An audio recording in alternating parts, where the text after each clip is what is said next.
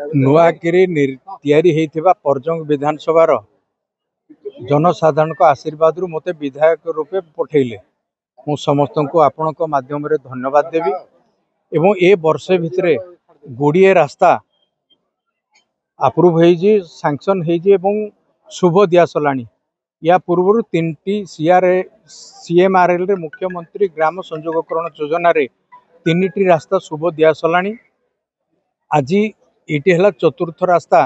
जोड़ा कि प्रशस्तीकरण ये गोटे प्रधानमंत्री ग्राम सड़क योजना रे अंतर्भुक्त होता विगत दिन में वाजपेयी अमल रे एनएच ठारू जयपुरा काटिनी पर्यंत रास्ता एवं एटा को ये रास्ता टिके शोचनीय अवस्था को जाइथिला या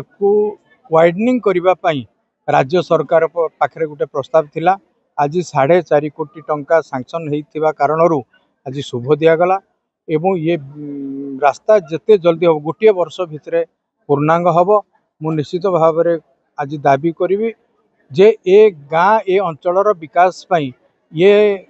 निश्चित भाव में उपयोगितार आसीबो। आउ गोटे रास्ता से सियारीमालिया ठारू बाघमुंडा पर्यंत गोटे रास्ता मध्य प्रस्ताव दिया जायछि से प्रपोजल एवं एस्टिमेट स्तर रे अछि सी आगामी दिन में मध्य निश्चित भाव में ताहा सैंक्शन हम ये अंचल विकास में ये 2टी रास्ता ये अंचल निश्चित भाव में उपयोगी हो। आमर प्रोजेक्ट एग्रीमेंट कॉस्ट अच्छी 4 कोटी 29 लक्ष आउ रास्ताटी लंब रही 3 किलोमीटर 950 जो थे पिचु 2 किलोमीटर 280 एवं कंक्रीट 1670 मीटर रही। गाँव में ड्रेन रो भी प्रॉब्लम थिला नुआ ड्रेन प्रपोजल अच्छी 574 मीटर